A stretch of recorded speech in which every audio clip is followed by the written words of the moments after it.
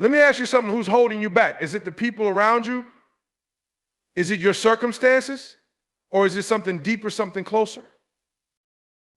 Most of us think the biggest battles we'll face are out there in the world, in our careers, in the opinions of others. But the truth is, the greatest battle you'll ever fight is the one inside your own mind.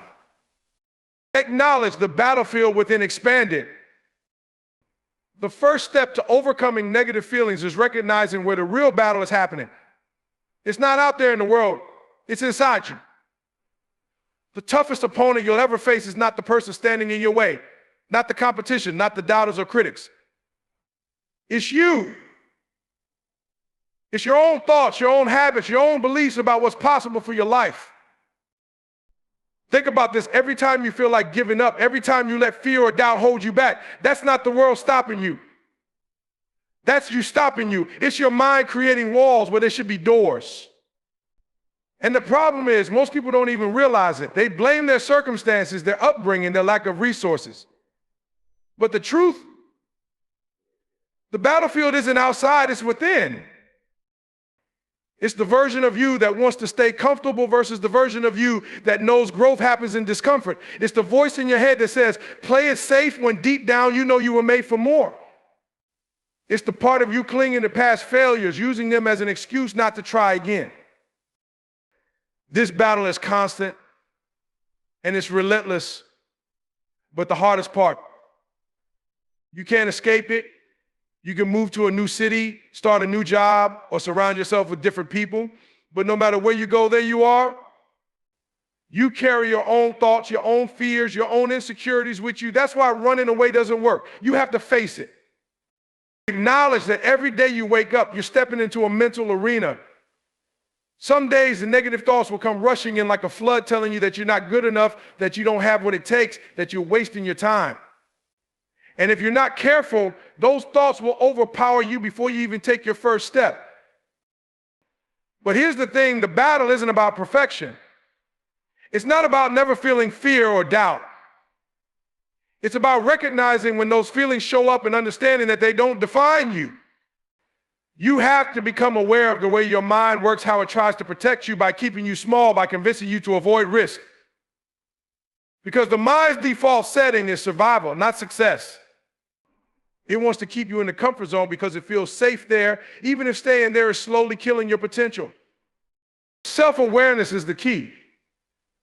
You have to start noticing the patterns, the triggers, the stories you tell yourself when things get hard. Are you holding yourself back because of something someone said to you years ago? Are you avoiding opportunities because you're afraid of failing? These are the battles happening inside you every single day. Recognizing them is the first step. Identify the negative voices, expand it. The next step in overcoming negative feelings is to get real with yourself about where they come from. These feelings don't just appear out of nowhere.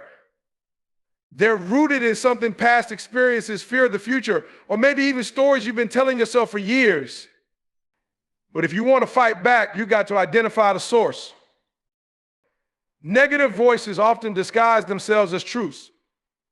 They sound like facts because they've been in your head for so long, repeating the same script over and over again. You're not good enough, you'll never succeed. What's the point of trying? These voices become so familiar that they start to feel like reality. But here's the thing, just because you think it doesn't make it true.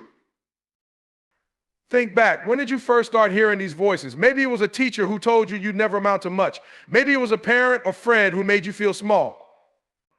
Or maybe it wasn't even someone else, it was you, internalizing every failure, every rejection, every mistake, and using those moments as evidence against yourself. And let's be honest, sometimes those voices are loudest when you're stepping outside your comfort zone. You decide to take a risk, to chase a goal, to try something new, and suddenly that inner critic comes alive. It's like it's waiting for you to step out of line so it can pull you back. But why? Why does your mind seem to work against you at the very moment you need courage the most? It's fear. Fear of failure, fear of judgment, fear of the unknown.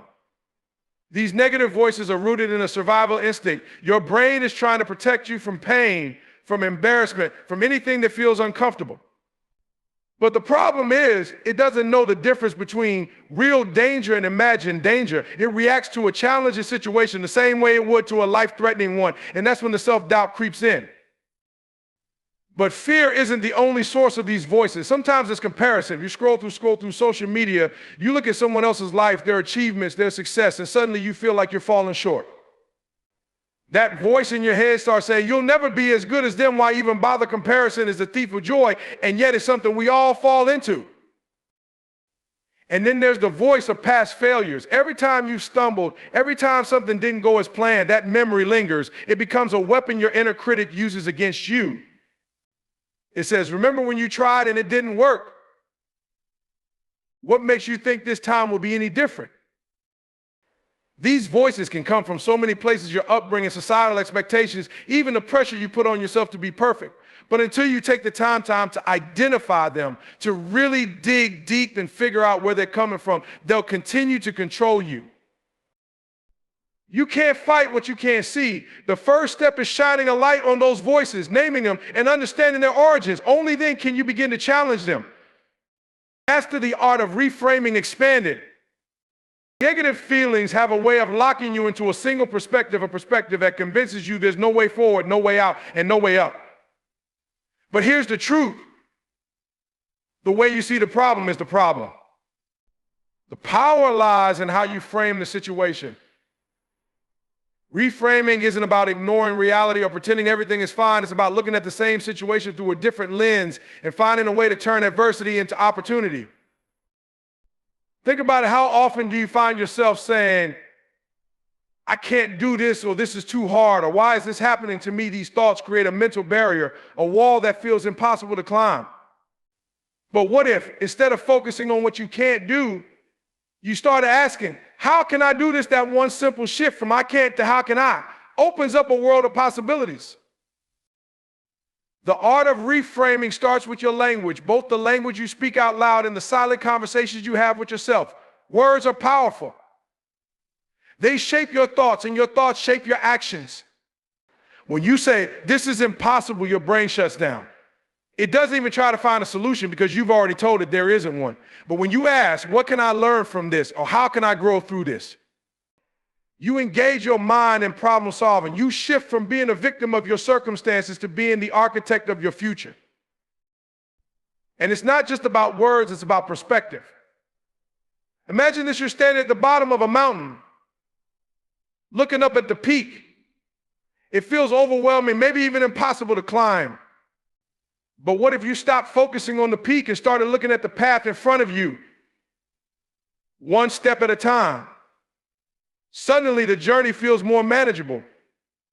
That's reframing. It's not ignoring the challenge, it's breaking it down into something you can handle. Reframing also applies to failure. Most people see failure as the end of the road, a dead stop. But what if failure wasn't the opposite of success? What if it was part of the process? Every time you fail, you're gathering data. You're learning what doesn't work so you can get closer to what does. Instead of thinking, I failed, you can reframe it as, I learned. Even your struggles can be reframed. Maybe you're going through something right now that feels heavy, unfair, or impossible to bear. But what if this struggle is shaping you into someone stronger, someone more resilient? What if this is the fire that's forging you into the person you're meant to be? Instead of asking, why is this happening to me? You can start asking, what is this teaching me? Reframing isn't just about changing your thoughts, it's about changing your relationship with challenges. Instead of seeing them as obstacles, you start to see them as opportunities. Opportunities to grow, to adapt, to become better. It's about realizing that your perspective is a choice. You may not have control over what happens to you, but you always have control over how you interpret it. The truth is, every situation has multiple angles, multiple ways to see it. Reframing is about finding the angle that empowers you instead of the one that defeats you. It's about training your mind to focus on what's possible, even when everything seems impossible. When you master the art of reframing, you commit to daily victories. One of the most important steps in overcoming negative feelings and breaking through self-doubt is understanding that progress isn't made in one giant leap. is built through small, consistent actions. The truth is, the battle between you and the version of yourself you want to become is fought and won in the small, seemingly insignificant decisions you make every single day. Think about it. Every day you're presented with choices. Do you hit snooze or do you get up and get to work? Do you scroll on your phone for an hour or do you spend that time doing something that moves you closer to your goals? Do you let a setback ruin your momentum or do you pick yourself up and try again? These moments might feel small, but they're not.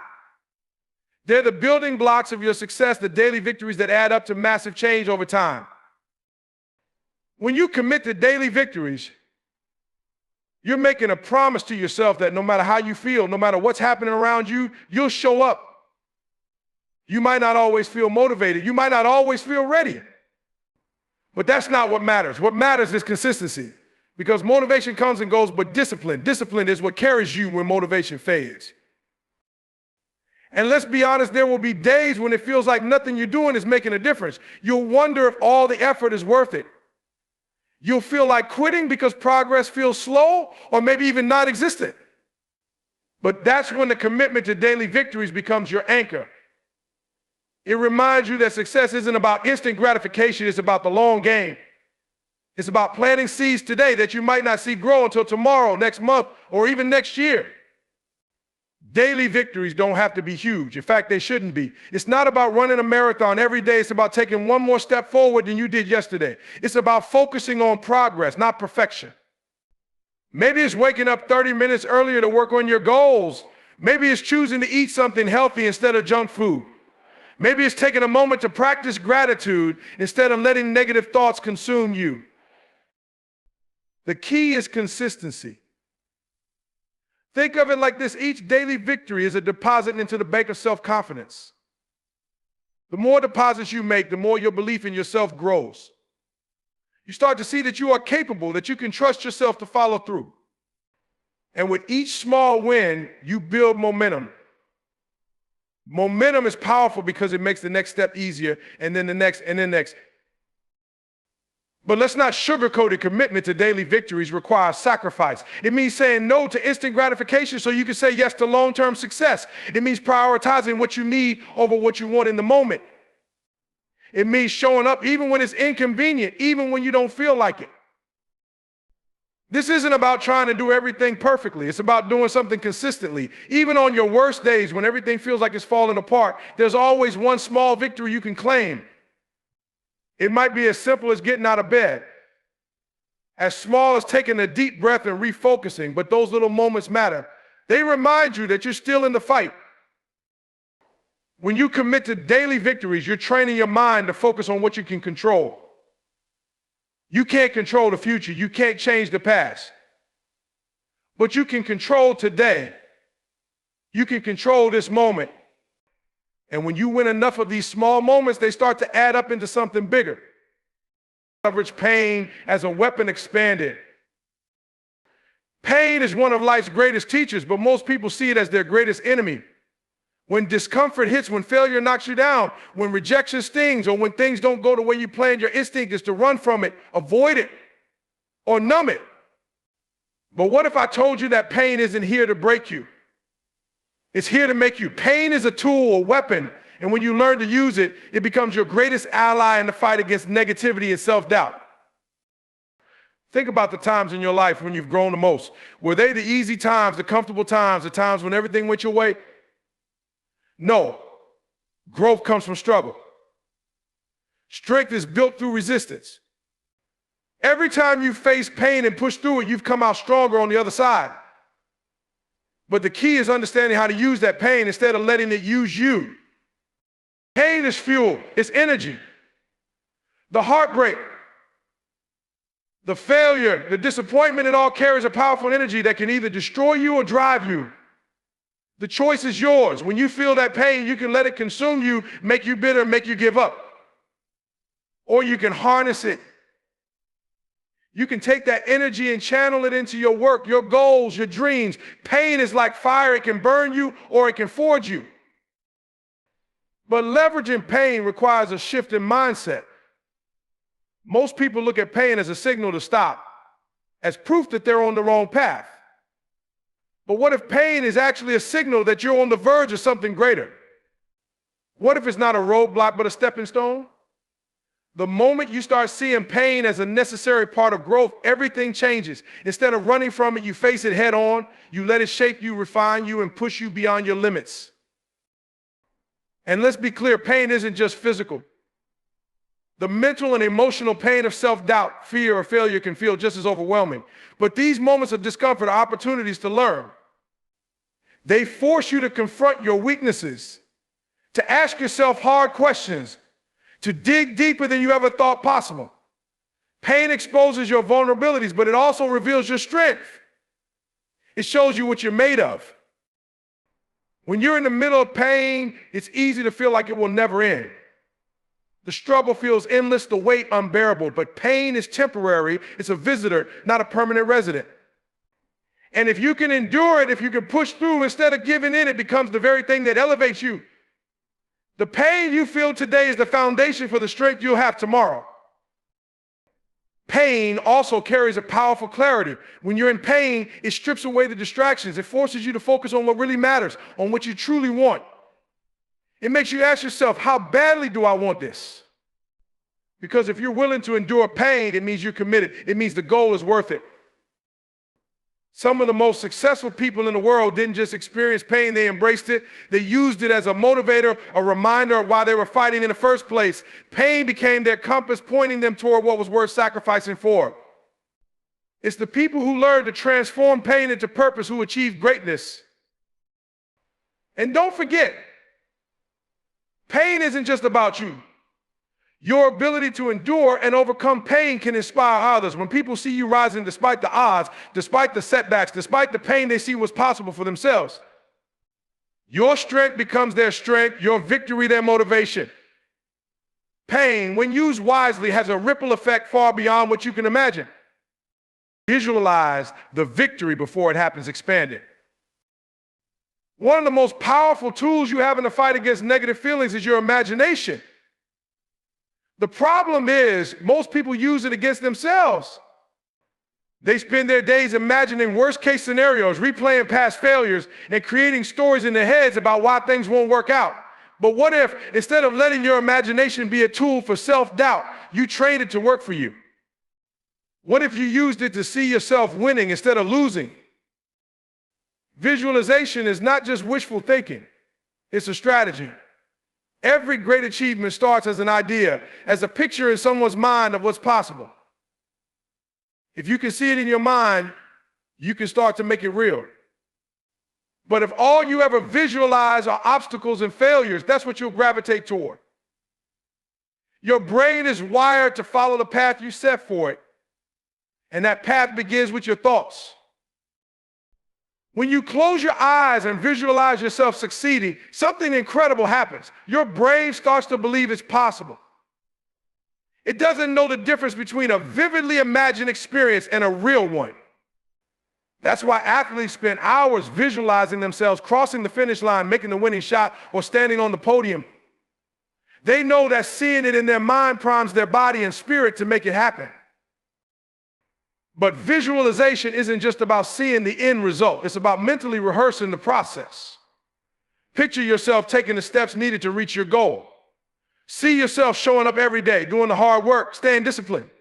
Feel the discomfort of pushing through challenges and the satisfaction of overcoming them. The more vividly you imagine the process, the more prepared you'll be when it's time to execute. And visualization isn't limited to just your goals. It's also a tool for battling negativity.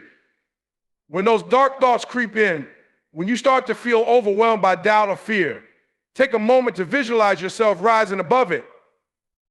Imagine yourself stepping into your strength, pushing through the resistance, and coming out stronger on the other side. See yourself as the person you want to become, not the person you've been.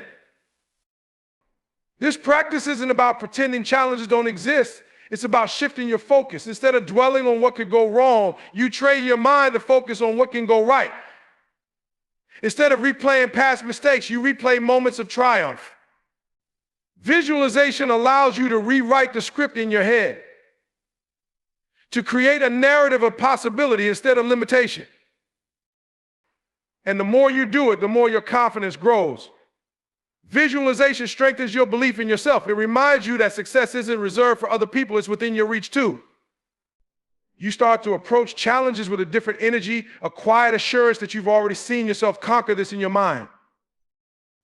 But visualization isn't a one-time thing, it's a daily practice. It's something you do consistently. Even when it feels like progress is slow or obstacles are piling up, it's a way to stay connected to your vision, to keep the fire burning inside you when the world tries to dim it.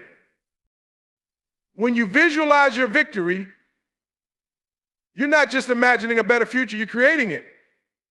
You're training your mind to see opportunities instead of roadblocks, to find solutions instead of excuses. Visualization is about taking control of your thoughts and using them as a tool to drive you forward. The battle is won or lost in your mind long before it plays out in the real world. If you see yourself winning in your mind, you've already taken the first step toward making it a reality.